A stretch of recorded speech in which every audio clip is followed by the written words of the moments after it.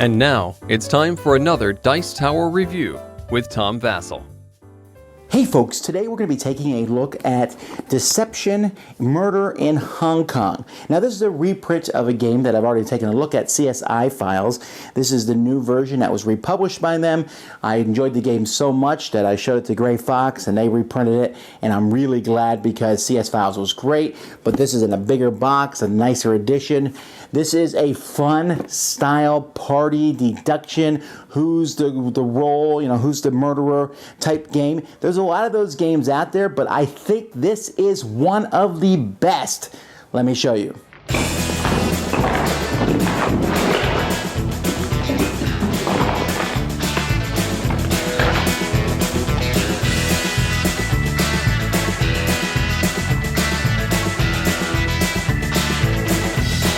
At the beginning of the game, each player is going to get a role card. One person is going to be the forensic scientist.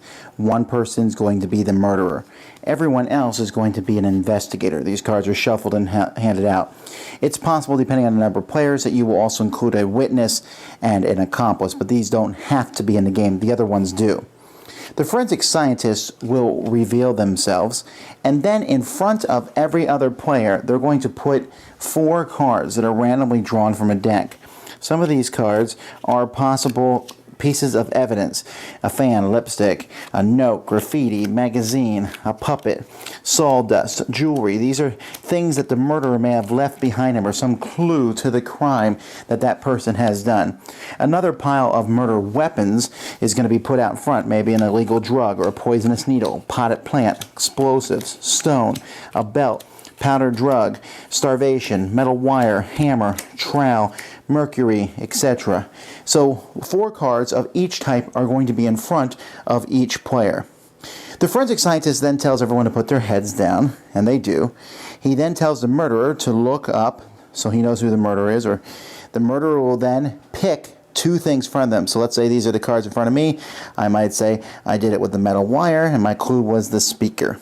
The murderer can pick anything they want. They're obviously going to try to pick something that can be confused with something that's in front of another player. The forensic scientist is then going to place this tile in front of them, cause of death. They're also going to look at 4 different locations in front of them and pick one of those tiles, and put it in front of them. And then they're going to draw tiles here from this deck. There's a whole pile of tiles. So maybe here's one: the day of the crime, the duration of the crime, the trace at the scene. So there's different tiles. These tiles will be random. So the cause of death is always out. There'll be 1 of 4 different locations of the crime there, and then a few other tiles based on basically just randomly drawing them from a deck. Now, as these tiles are placed out, there's 6 total. Let me see if I can see all 6 here. The forensic scientist is then going to place markers on each of these, trying to give clues to the players. They can't talk to the players. The only way they're going to try to tell the players what's happened is by putting them on. So I might say, okay, cause of death, I'll pick suffocation, because the person had the wire wrapped around them and it choked the life out of them. And it probably happened in a storeroom. That's where you might find some metal wire. Well, the day of crime doesn't really matter. The duration of the crime: instantaneous, brief, gradual, prolonged. I put, prolonged, because that's something, so that might eliminate things like explosives. And as the forensic scientist is putting out these clues, people will be talking and going back and forth and saying, well, he put that there. What do you think about that? And she put that there. What do you think about that? And so maybe there's a scar, or over here, forceful, I might pick, and here, weekday, I don't know what. Sometimes the clue might not match, but you're putting these out and listening. After these are all put out, each person gets 30 seconds to pick or to talk and to say what they think happened exactly. After everyone is done doing that, everyone gets 30 seconds, then the forensic scientist will draw something new. They'll get rid of one of the things, like this day of the crime. That one's not very useful. And put this down here. So I might say, untidy were the clothes. And then everyone gets 30 seconds to talk again about the different things happen here.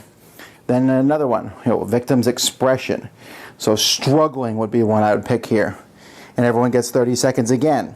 Now, during all this time, each person has the opportunity to make an accusation. And anyone can do that, even the murderer. Each person has a token like this. They spend that token. They'll point to someone else. I might point to someone and say, I think this person did it with the toy, and they did it with a liquid drug, and the evidence behind was a toy. Now, if I'm correct, then everyone wins, except for the murderer. If you are incorrect, you just say no. Even if one of those things was correct, the forensic specialist still will just say no. So somebody is trying to get it correct. If anyone gets it correct, they win. Otherwise, the murderer wins. Now, remember I said there was two other roles. There is the accomplice, who simply is just there to help the murderer. They look up at night. When the murderer looks up, they see what the murderer is picking, and they're there just to cause problems. The witness will wake up at night after the murderer and accomplice have looked at each other. They'll put their heads back down. Then the witness, the forensic specialist, will tell the witness who the murderer and or accomplice are. So the witness knows that information. However, at the end of the game, even if the murderer is caught, if the murderer and accomplice will pick one person that they'll take out, and if that person happens to be the witness, they still win. It took out the one person who can point them to the crime. So there's lots of these different tiles here. There's tons of cards of different types of evidence and weapons. And there's even some variants. There's one here where you can put special tiles in the mix, and when you turn these over, it will do something special, and that will be there in place of or do something with one of these evidence tiles. And you can play that again. You can just keep playing over, pick different forensic specialists, pick different murderers. That's going to be random each time, so either the murderer and accomplice are going to win, or the forensic specialties, and everybody else wins together. Well, first of all, the quality of this has gone up tremendously, and I really kind of like how that half the card is English, the other half is Chinese. First of all, it's published in both languages, but it gives it that oriental flavor and gives it the theme of the murder in Hong Kong. That's really cool. The cards there's so much variety in this game. There's tons of cards. There's lots of different evidence tiles. And I really enjoy the forensic specialist he's the key to the game. He's putting those out, but everyone else is talking back and forth, trying to figure it out. Now, if this sounds similar to another game, it is. It's kind of similar to Mysterium. Mysterium is a game that also was published this year, in which a person is giving out dream cards, and people have to take their dreams and figure out one thing. I think that this game here, Deception in Hong Kong, is the Mysterium killer. And I would much rather play this any day, and I'll tell you why. Because in this game, players are discussing back and forth to find one key thing. They're working together. They're not trying to find a bunch of multiple suspects and then figure out one suspect. They're trying to find the murderer and the evidence they left behind and their weapon.